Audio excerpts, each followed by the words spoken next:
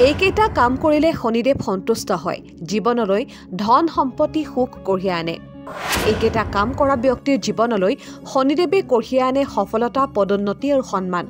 কোন কেইটা কামে শনিদেৱক সন্তুষ্ট কৰে জানো আহক শনি ভাৰসাম্য আৰু ন্যায়ৰ দেৱতা শনি অৰ্থ ধৰ্ম কৰ্ম আৰু ন্যায়ৰ প্ৰতীক শনিয়ে ধন সম্পত্তি আৰু সমৃদ্ধি লগতে মোক্ষও প্ৰদান কৰে কোৱা হয় শনিদেৱ পাপী মানুহৰ বাবে অত্যন্ত যন্ত্ৰণাদায়ক শনিৰ অৱস্থা আহিলে জীৱনৰ বহু উত্থান পতন ঘটে যাৰ বাবে জীৱন সম্পূৰ্ণৰূপে জোকাৰি যাব পাৰে ধনী মানুহজনো দুখীয়া হৈ পৰে কিন্তু শনিদেৱ কিছুমান মানুহৰ বাবে অতি শুভ আৰু ভাল ফল প্ৰদান কৰে সূৰ্যৰ পুত্ৰ শ্ৰী শনিদেৱ মৃত্যু জগতৰ অধিপতি শনিদেৱ এনেকুৱা এজন শাসক যিয়ে সময় আহিলে মানুহৰ ভাল আৰু বেয়া কামৰ ওপৰত ভিত্তি কৰি শাস্তি দিয়ে আৰু উন্নতিৰ বাবে প্ৰেৰণাও দিয়ে শাস্ত্ৰ অনুসৰি শনিদেৱৰ আশীৰ্বাদ লাভ কৰা ব্যক্তিসকল বাৰু কেনে ব্যক্তিৰ বাবে শনিদেৱ শুভ শনিদেৱে এনে ব্যক্তিক শাস্তি দিলেও তেওঁৰ উন্নতিৰ বাবে শাস্তি দিয়ে গতিকে যদি আপুনি আপোনাৰ জীৱনত সমস্যাৰ সন্মুখীন হৈছে তেন্তে নিশ্চিতভাৱে শনি মন্দিৰলৈ গৈ শনিদেৱক প্ৰাৰ্থনা কৰক কাৰণ শনিদেৱে আপোনাৰ ওপৰত খং কৰা নাই কিন্তু তেওঁ আপোনাক এনেদৰে শাস্তি দিছে যাতে আপোনাৰ উন্নতি হয় আৰু আপোনাৰ ভৱিষ্যত জীৱন ভাল হয় কেনে ব্যক্তিয়ে শনিদেৱৰ কৃপা লাভ কৰে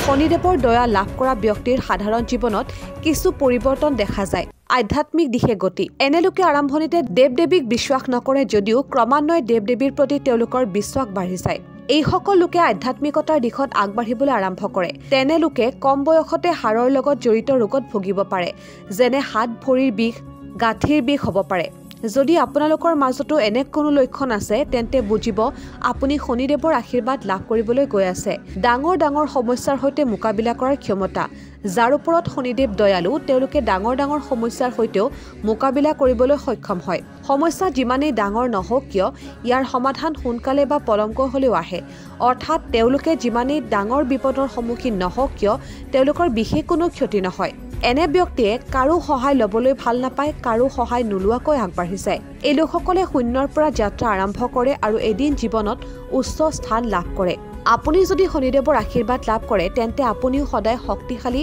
আৰু স্বাধীনভাৱে কাম কৰিবলৈ চেষ্টা কৰিব ভণ্ডামি আৰু মিছা ঘৃণ কৰা যদি আপুনি মিছা ভণ্ডামি আৰু অসৎ কাৰ্য ঘৃণা কৰে তেন্তে সেই ব্যক্তিৰ পৰা আপুনি আঁতৰি থাকে নিজৰ প্ৰতিটো কাম অনুশাসনেৰে কৰে কামত সফলতা নোপোৱালৈকে অক্লান্তভাৱে চেষ্টা কৰিয়ে থাকে তেন্তে আপোনাৰ এই প্ৰচেষ্টাত শনিদেৱ সন্তুষ্ট হৈ শেষত নিশ্চিতভাৱে আপোনাক শুভ ফল দিয়ে যদি আপোনাৰ মাজত এই লক্ষণসমূহ দেখা যায় তেন্তে বুজিব শনিৰ আশীৰ্বাদ আপোনাৰ ওপৰত কিন্তু শনিদেৱৰ আশীৰ্বাদৰ পিছত জীৱনত সংগ্ৰাম আৰু সফলতা দুয়োটা দিশে অব্যাহত থাকে